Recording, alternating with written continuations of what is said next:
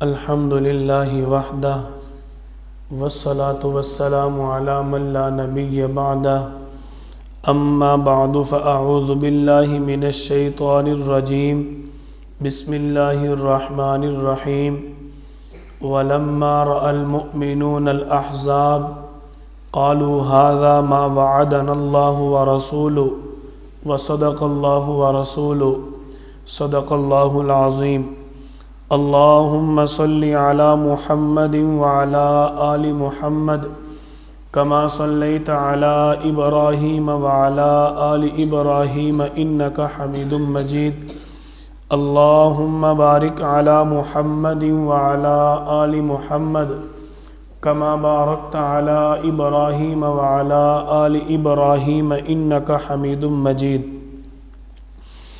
بحمد اللہ تعالی ہمارا پیارے نبی صلی اللہ علیہ وسلم کی سیرت طیبہ کے عنوان سے سیرت کورس چل رہا، جس میں ہم آپ صلی اللہ علیہ وسلم کی ولادت باسعادت سے لے کر آپ صلی اللہ علیہ وسلم کی 56 سالہ سیرت طیبہ پڑھ چکے۔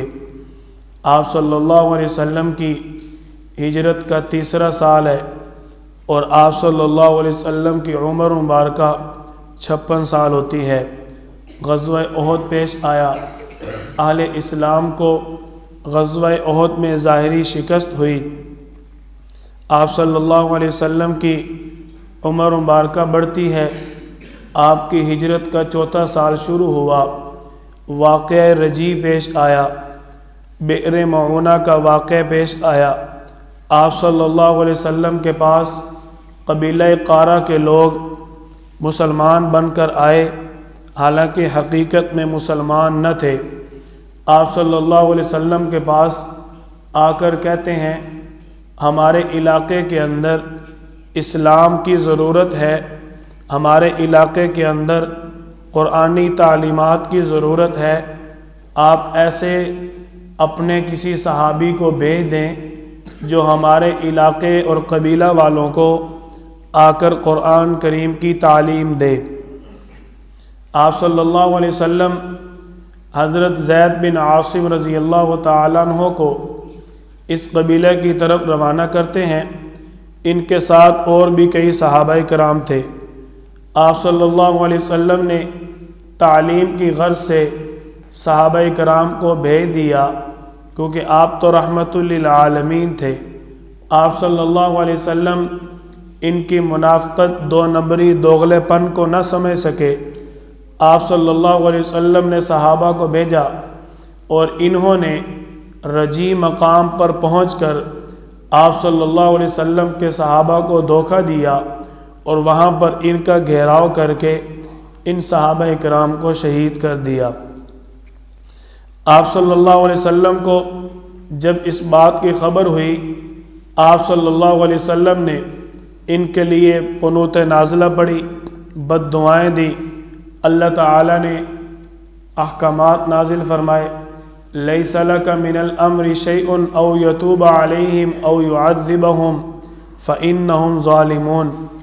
آپ کو اتنا زیادہ اختیار نہیں ہے کسی بندے کے بارے میں کہ وہ یا توبہ کر لے یا پھر اسلام میں آ جائے، اس کی امید الگ بات ہے، اگرچہ وہ لوگ ظالم ہی کیوں نہ ہوں، لیکن آپ ان کے لیے اتنی سخت بد دعا نہ کریں۔ آپ صلی اللہ علیہ وسلم کو اپنے صحابہ کرام کے ساتھ جتنی محبت تھی، اتنی ہی آپ صلی اللہ علیہ وسلم کو اللہ کے قرآن، اسلامی تعلیمات کے ساتھ محبت تھی۔ ان لوگوں نے آپ صلی اللہ علیہ وسلم کو دھوکہ دیا، آپ صلی اللہ علیہ وسلم کو دلی دکھ ہوا۔ آپ صلی اللہ علیہ وسلم کے ہجرت کے 4 سال میں ایک واقعہ بئر معونہ پیش آیا۔ بئر کنویں کا نام ہے، معونہ اس مقام کا نام ہے۔ آپ صلی اللہ علیہ وسلم کی ہجرت کے 4 سال میں غزوہ بنو قریظہ بھی پیش آیا۔ آپ صلی اللہ علیہ وسلم کی عمر مبارکہ بڑھتی ہے، آپ صلی اللہ علیہ وسلم کی عمر مبارکہ 57 سال ہوتی ہے۔ آپ کی ہجرت کا 4 سال مکمل ہوتا ہے۔ آپ صلی اللہ علیہ وسلم کی عمر مبارکہ کا 58 سال شروع ہوا، آپ کی ہجرت کا 5واں سال ہے۔ آپ صلی اللہ علیہ وسلم کو ہجرت کے 5ویں سال 5 ہجری کو سب سے پہلے غزوہ بنی مصطلق پیش آیا۔ آپ صلی اللہ علیہ وسلم کو خبر ہوئی کہ بنی مصطلق والے مسلمانوں کے خلاف بغاوت کا پروگرام بنا رہے کہ کسی طریقے بغاوت کر کے مسلمانوں کو ختم کیا جائے۔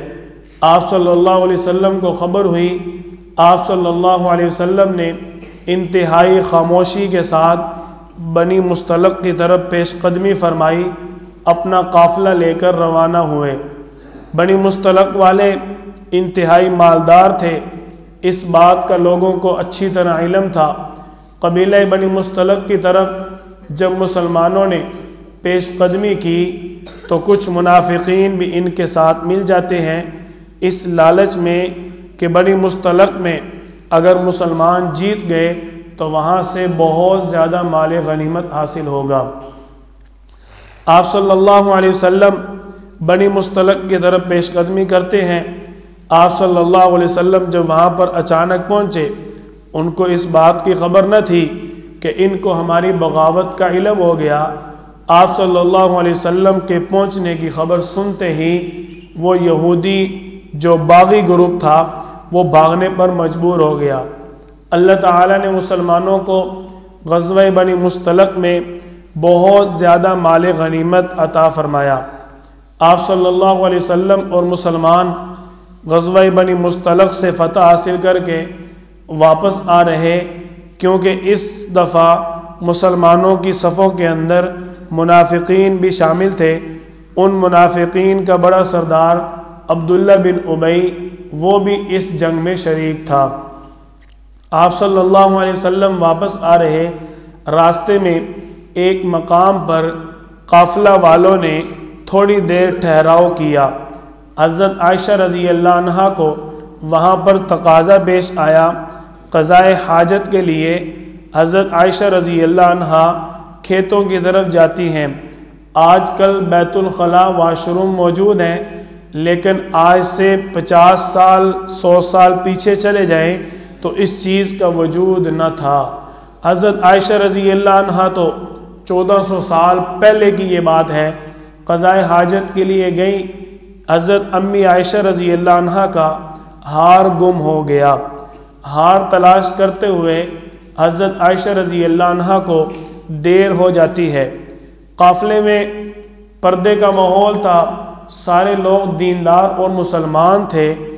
آپ صلی اللہ علیہ وسلم کی بیوی زوجہ محترمہ حضرت عائشہ رضی اللہ عنہا ہیں، اب پیغمبر کی بیوی سے اور زیادہ حیا، تو مسلمانوں نے حضرت عائشہ رضی اللہ عنہا کو ہودج کے اندر دیکھا بھی نہ اور قافلہ لے کر نکل پڑے۔ صحیح بخاری میں حدیث مبارکہ ہے، حضرت عائشہ رضی اللہ عنہا ہجرت کے 5ویں سال میں دبلی پتلی انتہائی کم وزن والی خاتون تھی۔ اب ہودج کہتے ہیں لکڑی کا بنا ہوتا ہے، آپ حضرات نے شاید دیکھا ہو دیہاتوں کے حضرات جس میں بارات لے کے جاتے ہیں ڈولی میں لڑکی کو بٹھاتے ہیں، دیکھی ہوئی ہے وہ جو لکڑی کی ڈولی بنی ہوتی ہے، پہلے دور کے اندر اسی طرح کی لکڑی کی ایک ہودج بنی ہوتی تھی، اس کے اندر خاص خاتون کو سوار کر کے ساتھ لے جایا جاتا تھا۔ بتر پانی تو لے گیا۔ اب حضرت عائشہ رضی اللہ عنہ ہودج کے اندر سوار تھی، ہودج کے اندر حضرت عائشہ سوار ہیں، وزن بھی کم ہے، وزن بھی کم ہے۔ اب حضرت عائشہ رضی اللہ عنہ قضائے حاجت کے لیے گئیں، حیا اور شرم کی وجہ سے قافلے والوں نے آپ صلی اللہ علیہ وسلم کی زوجہ محترمہ کا حیا کرتے ہوئے یہ مناسب نہ سمجھا کہ ہم ہودج میں دیکھ لیں۔ اب یہ بات وہم و گمان میں آتی بھی نہیں ہے کہ ایک بندہ قضائے حاجت کے لیے گیا ہے اور کافی دیر تک قافلہ وہاں پر رکا بھی ہے، اب کسی نے کیا دیکھنا ہے کہ آ گئی یا نہیں آ گئی۔ حضرت عائشہ رضی اللہ عنہ کو ہار گم ہو گیا، ہار تلاش کرنے میں وہاں دیر ہو گئی، اب قافلہ وہاں سے نکل گیا۔ قافلے والوں نے سمجھا کہ بی بی عائشہ سوار ہو گئی ہیں اونٹنی کے اوپر، ان کا ہودج رکھا ہوا، وہاں سے قافلہ نکل گیا۔ حضرت عائشہ رضی اللہ عنہ جب واپس پہنچی تو حیران ہو گئی، پریشان ہو گئی کہ قافلہ تو جا چکا۔ اب مسلمانوں کا اصول یہ تھا کہ قافلے کے پیچھے ایک بندہ ایسا آتا کہ جس نے راستے میں اگر قافلے والوں میں کسی کوئی چیز گر گئی ہو، اس چیز کی حفاظت کرتے ہوئے اس چیز کو اٹھا کر واپس لے آنے۔ بسم اللہ الرحمن الرحیم۔ الحمدللہ۔ حضرت عائشہ رضی اللہ عنہ جب وہاں سے واپس آئی، آ کر پریشان ہو گئی۔ اب بی بی عائشہ رضی اللہ عنہ کو معلوم تھا کہ ہمارا مسلمانوں کا جو دستور ہے کہ کسی بھی قافلے کے سفر میں پیچھے ایک بندہ ہمارا محافظ موجود ہے۔ حضرت عائشہ رضی اللہ عنہ آرام کے لیے لیٹ گئی، کپڑا لیا اور چادر لے کر سو گئی۔ اب لیٹی ہیں تو پیچھے سے مستح رضی اللہ تعالی عنہ، آپ صلی اللہ علیہ وسلم کے صحابی، یہ پیچھے سے آ رہے ہیں۔ انہوں نے دیکھا کہ یہ کون لیٹا ہوا ہے، انہوں نے دیکھتے ہی بلند آواز سے صدا دی، اللہ اکبر۔ حضرت عائشہ رضی اللہ عنہ جب چادر اتاری تو دیکھتے ہی انہوں نے انا للہ و انا الیہ راجعون پڑھا۔ ابھی بھی عائشہ رضی اللہ عنہ سمجھ گئیں، تو یہ آپ صلی اللہ علیہ وسلم کی پیاری زوجہ محترمہ کو اونٹنی پر سوار کر لیتے ہیں اور خود اونٹنی کی مہار پکڑ کر ساتھ چلتے ہیں۔ منافقین چونکہ اس قافلے میں موجود تھے، بی بی عائشہ رضی اللہ عنہ اور حضرت مستح رضی اللہ تعالیٰ عنہ، یہ تھوڑی ہی دیر بعد قافلے کے ساتھ مل جاتے ہیں۔ منافقین نے حضرت عائشہ رضی اللہ عنہ پر تہمت لگا دی۔ اللہ تعالیٰ نے حضرت عائشہ رضی اللہ عنہ کی پاک دامنی بیان فرمائی۔ تفصیلی واقعہ آپ حضرات نے سنا بھی ہوگا، پڑھا بھی ہوگا۔ آپ صلی اللہ علیہ وسلم سے حضرت عائشہ رضی اللہ نے اجازت لیتی ہیں، آپ صلی اللہ علیہ وسلم خاموشی فرماتے ہیں، بی بی عائشہ رضی اللہ تعالیٰ عنہ اپنے گھر چلے جاتی ہیں۔ اللہ تعالیٰ نے سورۃ النور کا جو دوسرا رکوع ہے، 10 آیات حضرت عائشہ رضی اللہ عنہ کی پاک دامنی اور برات پر نازل فرمائی۔ ان میں ایک آیت بڑی ہی زبردست قسم کا اللہ نے کلام فرمایا۔ اللہ نے مسلمانوں کو تنبیہ کی، خبردار کیا، وَلَوْلَا إِذْ سَمِعْتُمُوهُ قُلْتُمْ مَا يَكُونُ لَنَا۔ اللہ فرما رہے ہیں کہ جب تم نے اس بات کو سنا، قُلْتُمْ مَا يَكُونُ لَنَا، تم نے کیوں نہ کہا، أَن نَتَكَلَّمَ بِهَذَا، اس بات کے بارے میں، سبحانک ھذا بہتان عظیم، یہ تو بہت بڑا بہتان ہے، نبی کی بیوی ایسی کیسے ہو سکتی ہے۔ اللہ تعالیٰ نے حضرت عائشہ رضی اللہ عنہ کی پاک دامنی پر جبریل علیہ السلام کو بھیج کر اعلان کر دیا۔ اب جس کی پاک دامنی کا میرا اللہ گواہ ہو، اگر کوئی اس کو پھر بھی پاک دامن، مطہر اور مکرم نہ سمجھے تو یوں سمجھ لیں کہ وہ اس سے تو ابو جہل اچھا تھا، اس سے تو ابو جہل اچھا تھا جس نے کھلے عام دشمنی کی، لیکن اس نے آپ صلی اللہ علیہ وسلم کے ساتھ منافقت کر کے آپ کو بے عزت نہیں کرنے کی کوشش کی۔ اللہ تعالیٰ ایسے لوگوں کو ہدایت عطا فرمائے۔ آپ صلی اللہ علیہ وسلم کی ہجرت کا 5واں سال ہے، اب آپ مدینہ طیبہ پہنچے۔ آپ صلی اللہ علیہ وسلم کو خبر ہوئی کہ کفار جو ہیں وہ بڑے ہی انتقام کے لیے تڑپ رہے ہیں کہ ان کا پیغمبر پھر ہمارے ہاتھوں سے بچ گیا۔ یہ روز بروز کوئی نہ کوئی پلان، کوئی نہ کوئی سازش مسلمانوں کے خلاف تیار کرتے۔ مشرکین مکہ نے کیا کیا، ان کے جتنے بھی قرب و جوار، نزدیک قریب قبیلے تھے، چھوٹے چھوٹے اوس پڑوس، عیسائی، یہودی، سب کو انہوں نے اپنے ساتھ ملا لیا۔ الکفر ملت واحدہ، سارے کافر اکٹھے ہو گئے۔ کافروں نے ساروں نے مل کر مسلمانوں کے خلاف 10,000 کا لشکر تیار کر لیا۔ اس جنگ کو کہتے ہیں غزوہ احزاب۔ احزاب کہتے ہیں کئی جماعتوں کی جمع کو، احزاب کہتے ہیں کئی جماعتوں کو، حزب کہتے ہیں ایک جماعت کو۔ آپ نے سنا ہوا ہے قائد حزب اختلاف، اسمبلی میں نام آتا ہے نا، تو مطلب یہ ہوتے ہیں کہ اختلاف کرنے والی جماعت کا قائد، کہ جس نے حکومت کے ساتھ اختلاف ہی کرنا ہے۔ حکومت جو بھی کام کرے گی انہوں نے اس کا اختلاف کر کے اس سے کام لینا ہے. تو حزب کہتے ہیں ایک جماعت کو، احزاب کہتے ہیں کئی جماعتوں کو.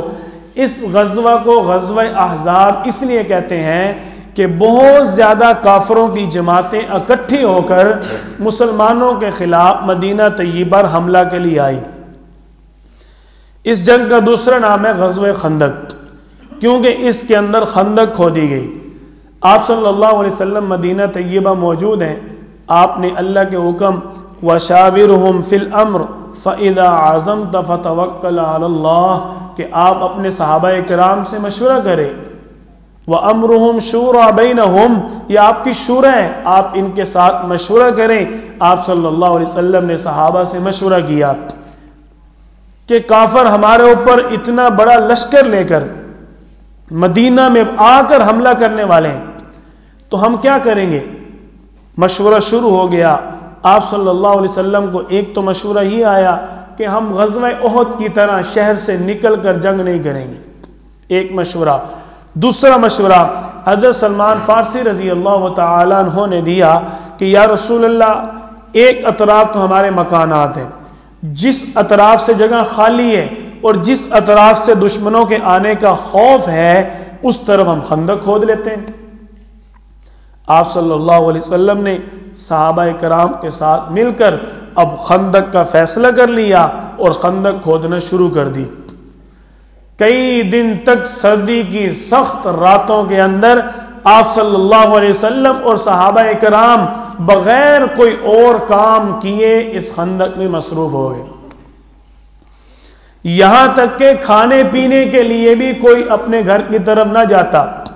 ایک دن ایک صحابی آئے، یا رسول اللہ بھوک کی وجہ سے پیٹ پہ پتھر باندھا ہوا ہے، سیدھا نہیں ہوا جا رہا، ہمارے لیے کھانے کا کوئی انتظام اگر ہو جائے آپ اللہ سے دعا کر دیں. آپ صلی اللہ علیہ وسلم نے اپنے پیٹ سے کپڑا ہٹایا اور فرمایا دیکھ میرا صحابی، تیرے پیٹ کے اوپر ایک پتھر بندھا ہوا، میرے پیٹ کے اوپر 2 پتھر بندھے ہوئے. پیٹ کے اوپر پتھر اس لیے باندھتے ہیں کہ پیٹ جو ہے وہ اچھی طرح سکڑا رہے، اچھی طرح اندر جب اس کو مضبوطی سے تھام کے رکھیں گے تو معدہ بار بار بھوک کی طلب نہیں کرے گا. کتنی مشقت، کتنی مشکل، کتنی مصیبت کا کڑا وقت ہے آپ صلی اللہ علیہ وسلم پر، آپ کے صحابہ کرام پر.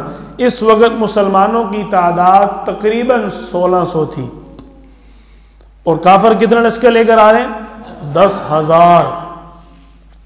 اب آپ صلی اللہ علیہ وسلم ادھر خندق کے اس طرف کھڑے ہیں اور دوسری طرف سے کفار آ رہے ہیں.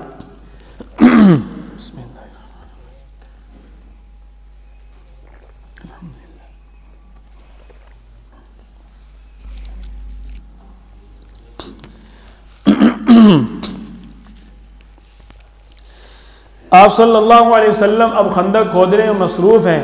آپ کے صحابہ کو اپنے پیارے محبوب صلی اللہ علیہ وسلم کا بھوکا رہنا برداشت نہیں تھا. حضرت جابر رضی اللہ تعالیٰ عنہ آئے، یا رسول اللہ میں چاہتا ہوں آپ کے لیے کچھ کھانے کا انتظام ہو جائے، مجھے گھر جانے کی اجازت دی جائے. آپ صلی اللہ علیہ وسلم نے فرمایا جلدی واپس آ جانا. اب حضرت جابر رضی اللہ تعالیٰ عنہ گئے، بیوی نے بتایا تھوڑا سا جو پڑا ہے اور ایک بکری کا بچہ کھڑا ہے، اس کے علاوہ پورے گھر میں کھانے کی کوئی چیز ہے. مال سٹور کرنے والے مسلمانوں اپنے پیغمبر کی زندگی دیکھو. آپ صلی اللہ علیہ وسلم کے پاس آئے، بیوی نے کہہ کے بھیجا آپ صلی اللہ علیہ وسلم کے کان میں کہنا کھانا تو تھوڑا سا ہے اور وہاں 1600 صحابہ کرام ہیں، وہ کھانا کیسے پورا آئے گا. آپ صلی اللہ علیہ وسلم کے کان میں آ کر بات کرتے ہیں کہ یا رسول اللہ آپ کے لیے دعوت کی ہے. آپ صلی اللہ علیہ وسلم نے سنتے ہی اعلان کر دیا یا اہل الخندق، او خندق والو، جابر نے تمہاری دعوت کر دی ہے. حضرت جابر رضی اللہ تعالیٰ عنہ فرماتے ہیں میں ایک دم سہم گیا. یہ کیا؟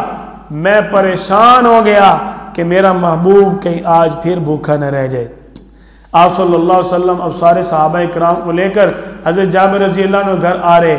آپ نے فرمایا جابر جب تک میں نہ وہ کھانا شروع نہیں کرنا. آپ نے اپنا لعاب مبارک ہنڈیے میں ڈالا، آٹے میں ڈالا، آپ صلی اللہ علیہ وسلم اور 1600 صحابہ کرام نے کھایا، ابھی تک سالن بھی باقی تھا، آٹا بھی باقی تھا۔ بھائی جب قربانی لگتی ہے اللہ کی مدد آتی ہے۔ آپ نے نہیں آزمایا تو ہم نے آزمایا ہوا ہے، یہ قاری بشیر صاحب بیٹھے ہوئے ہیں، ہم نے آزمایا ہوا ہے۔ جیسے قربانی لگتی ہے اللہ تعالیٰ اس کا صلہ دیتے ہیں۔ میرا اللہ کافر کی محنت کو ضائع نہیں کرتا بھائی، ہم تو مسلمان ہیں، اللہ تعالیٰ تو کافر کی محنت کو ضائع نہیں کرتا۔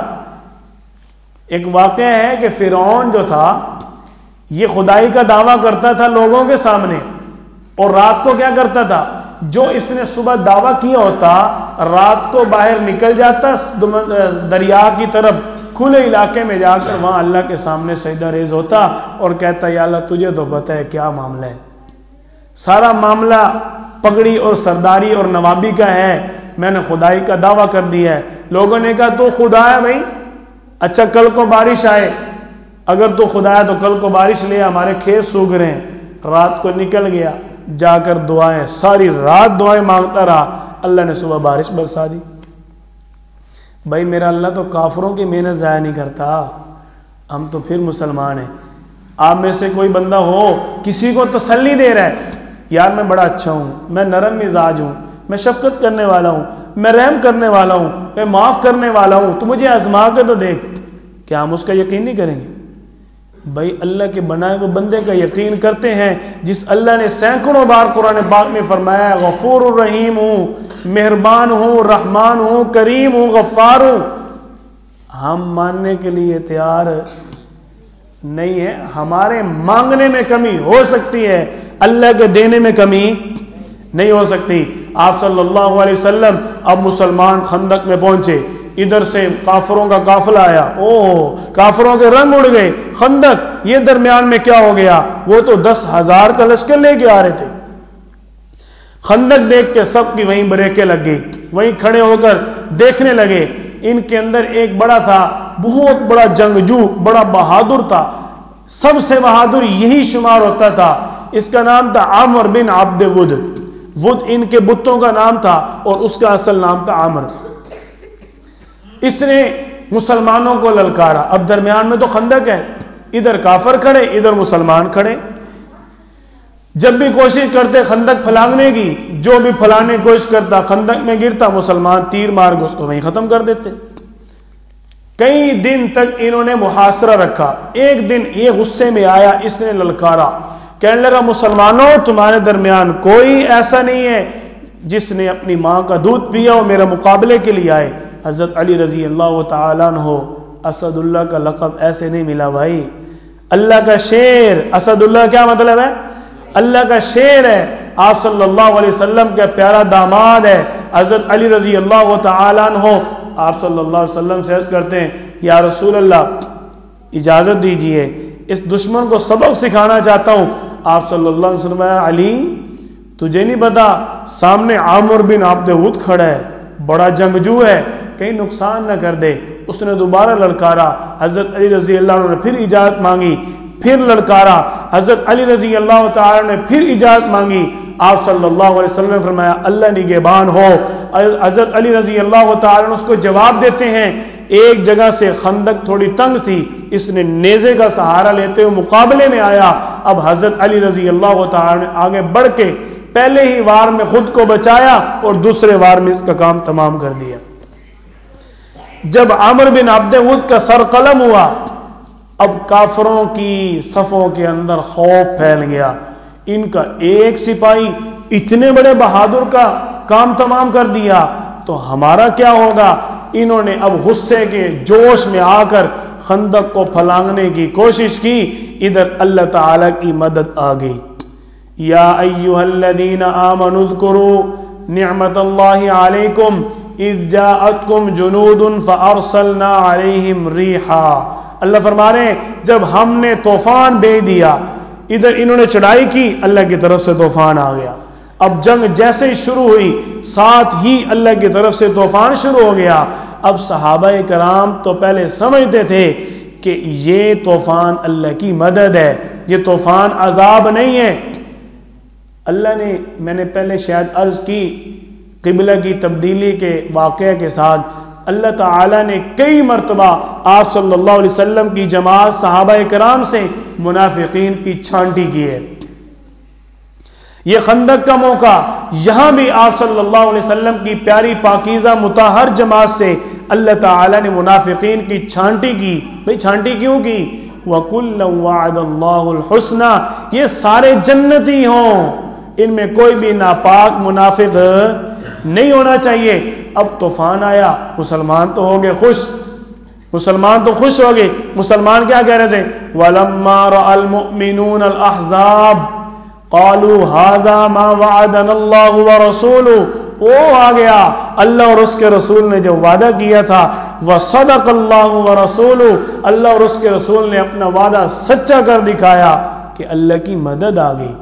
وَمَا زَادَهُمْ إِلَّا إِيمَانًا وَتَسْلِيمًا، اور صحابہ کرام کا ایمان مزید طاقتور ہو جاتا ہے۔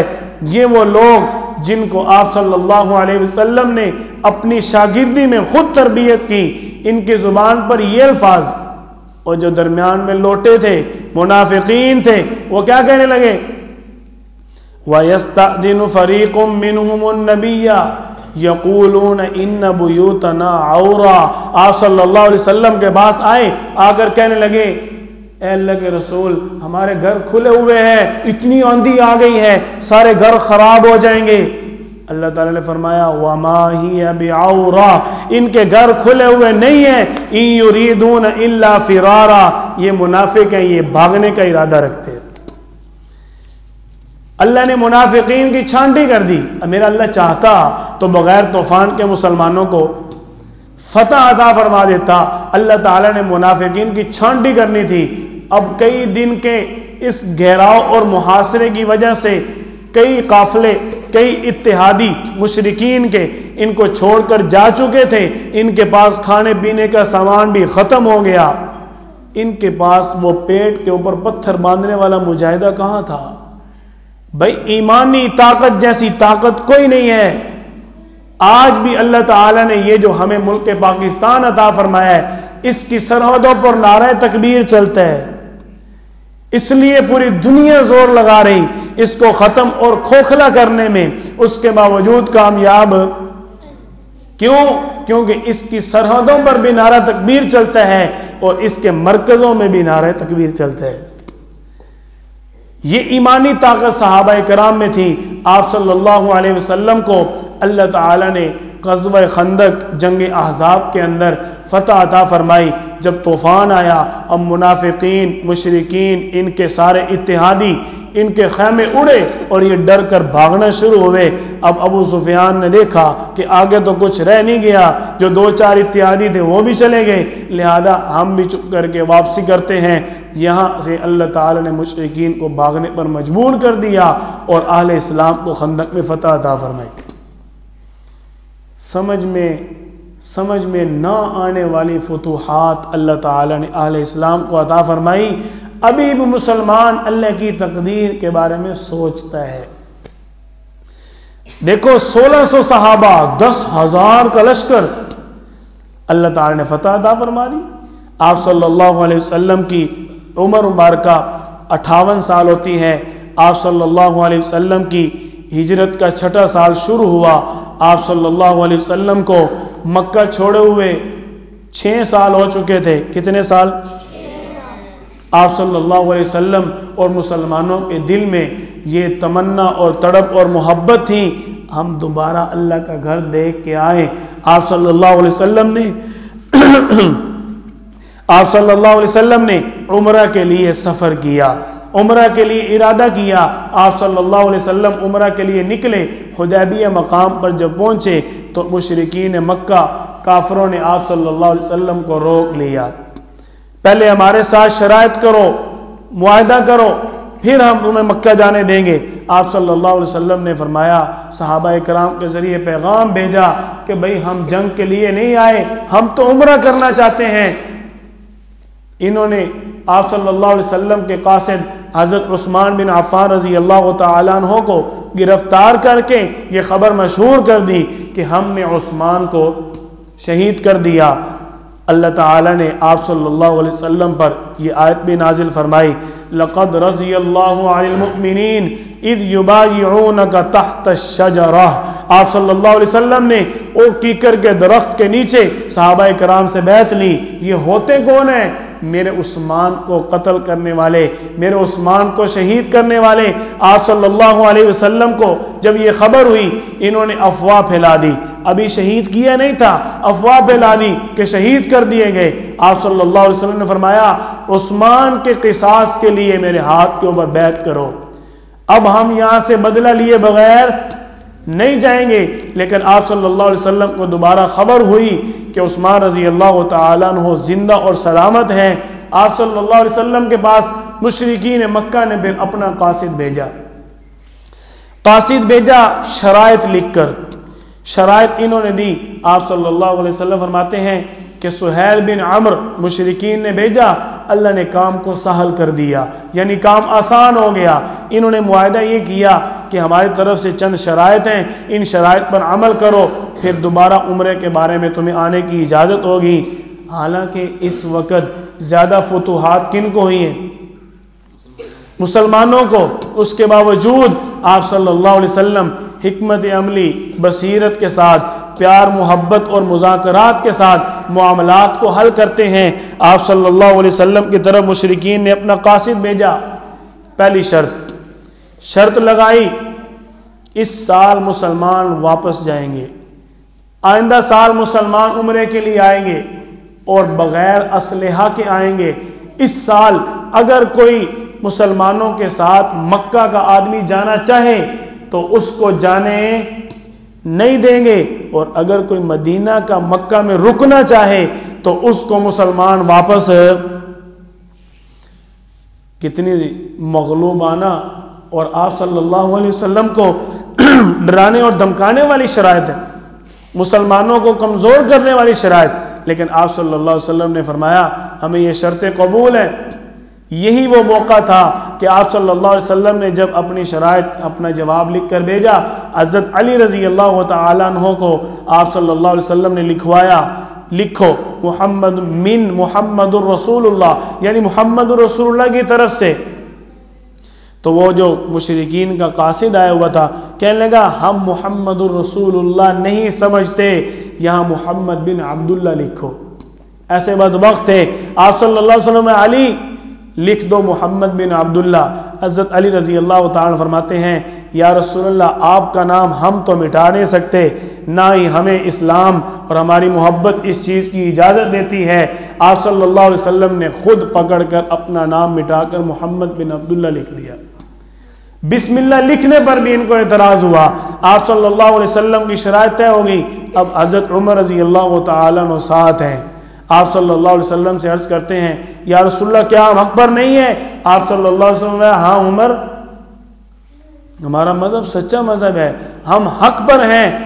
حضرت عمر رضی اللہ عنہ عرض کرتے ہیں یا رسول اللہ پھر ہم مغلوبانہ یہ معاہدہ کیوں کر رہے ہیں؟ آپ صلی اللہ علیہ وسلم فرمایا عمر مجھے اللہ کا یہی حکم ہے اور اللہ تعالیٰ فرما رہے ہیں اسی میں تمہارے لیے فتح ہے۔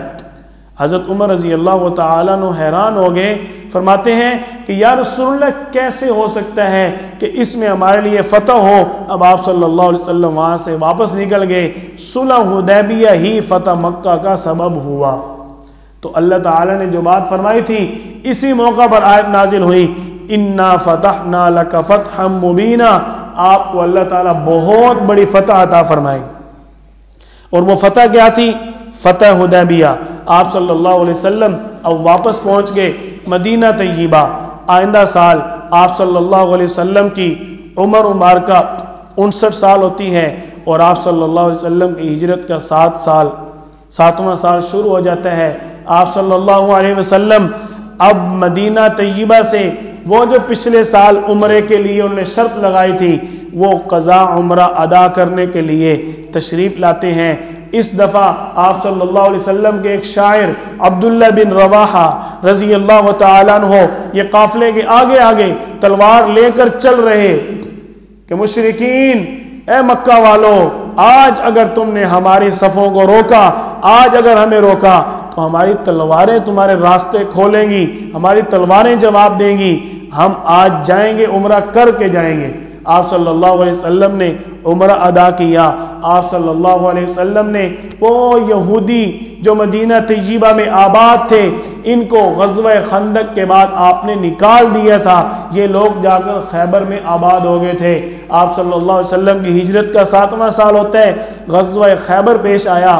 آپ کو معلوم ہوا یہودی دیگر کفار کے ساتھ مل کر مسلمانوں کے خلاف دوبارہ جہاد کا پلان بنا رہے ہیں۔ آپ صلی اللہ علیہ وسلم نے اس لشکر کو روانہ کیا، خود بھی اس لشکر میں شریک ہوئے۔ حضرت علی رضی اللہ تعالیٰ عنہ کو سپہ سالار بنایا، حضرت علی رضی اللہ تعالیٰ عنہ کے ہاتھ میں پرچم نبوی عطا فرمایا۔ اب آپ صلی اللہ علیہ وسلم جب خیبر میں پہنچے، حضرت علی رضی اللہ تعالیٰ عنہ نے پہلے ان کو اسلام کی دعوت دی۔ انہوں نے اسلام کی دعوت کا جواب تلوار سے دیا، مرحب سامنے آیا۔ حضرت علی رضی اللہ تعالیٰ عنہ نے آگے بڑھ کر اس کے سر کے اندر تلوار ماری۔ روایات میں آتا ہے کہ اس کے سر سے تلوار لگی اور دانتوں تک تلوار اس کی پار ہوئی اور سر دو اس کے ٹکڑے ہو گئے۔ حضرت علی رضی اللہ تعالیٰ عنہ کو اللہ تعالیٰ نے یہ اعزاز عطا فرمایا کہ خیبر کے اندر جو درہ خیبر تھا، اس کے علاوہ اور بھی کئی درے تھے، کئی بھی درے ان کے اور بہت زیادہ بنے ہوئے تھے، جن کو مختلف صحابہ کرام نے اکھاڑا، کیونکہ حضرت علی رضی اللہ تعالیٰ عنہ اس جنگ کے اندر پرچم نبوی کے محافظ تھے۔ جنگ کا اصول ہوتا تھا ان دنوں کے اندر، اس دور کے اندر، کہ جو جنگ ہار جائیں گے ان کا پرچم جو ہے وہ سرنگو ہو جائے گا، اور جو جیتیں گے ان کا پرچم لہراتا رہے گا، بلند رہے گا۔ اور یہ پرچم حضرت علی رضی اللہ تعالیٰ عنہ کے ہاتھ میں تھا، اور پرچم آپ صلی اللہ علیہ وسلم دیں اور حضرت علی اس کو گرنے دیں، یہ کیسے ہو سکتا ہے؟ اللہ تعالیٰ نے مسلمانوں کو غزوہ خیبر میں فتح عطا فرمائی۔ آپ صلی اللہ علیہ وسلم کی ہجرت کا 7واں سال ہے، اور مشرکین مکہ وہ جو 1 سال والا معاہدہ تھا، بار بار اس کے خلاف ورزیاں اور اس کے خلاف پلان بناتے ہیں کہ کسی طریقے ہم مسلمانوں کو ختم کر دیں، لیکن جن کو اللہ بچائے ان کو کوئی بھی ختم نہیں کر سکتا۔ یہ ہجرت کا 7واں سال ہے، یہاں پر اللہ تعالیٰ نے صراحت کے ساتھ انما الخمر والمیسر من عمل رجس من عمل الشیطان، اللہ تعالیٰ نے شراب کو حرام قرار دے دیا۔ یہ ہجرت کے 7ویں سال میں ہوا۔ اللہ تعالیٰ نے متع کو حرام قرار دے دیا، یہ بھی ہجرت کا 7واں سال تھا۔ یہ متع آج والا نہیں تھا بھائی، وہ نکاح موقت ہوتا تھا، یعنی وقت طے کر کے نکاح کرنا، 1 دن کے لیے کرتے ہیں یا 2 دن کے لیے کر رہا ہوں نکاح، یہ ان کو وہ اپنی زبان میں اس وقت متع کہتے تھے۔ آج والا متع تو نہ پہلے تھا نہ اب حلال ہے، یہ متع نہ پہلے حلال تھا نہ اب حلال ہے۔ انہوں نے اپنی بے ایمانی اور جھوٹ کاری کے، غلط کاری کے راستے کھولے ہوئے ہیں۔ اللہ تعالیٰ ہدایت عطا فرمائے۔ آپ صلی اللہ علیہ وسلم کی عمر مبارکہ 60 سال ہوتی ہے، ہجرت کا 7واں سال مکمل ہوتا ہے۔ آپ صلی اللہ علیہ وسلم کی ہجرت کا 8واں سال شروع ہوتا ہے۔ یہاں سے ہم اپنے سبق کا انشاءاللہ کل آغاز کریں گے۔ اللہ تعالیٰ مجھے اور آپ سب کو آپ صلی اللہ علیہ وسلم کی سیرت طیبہ کو پڑھ کر یاد کرنے کی، سن کر آگے پھیلانے کی، عمل کرنے کی توفیق عطا فرمائے۔ وآخر دعوانا ان الحمد للہ رب العالمین۔ آج میں نے کچھ مختصر کیا ہے۔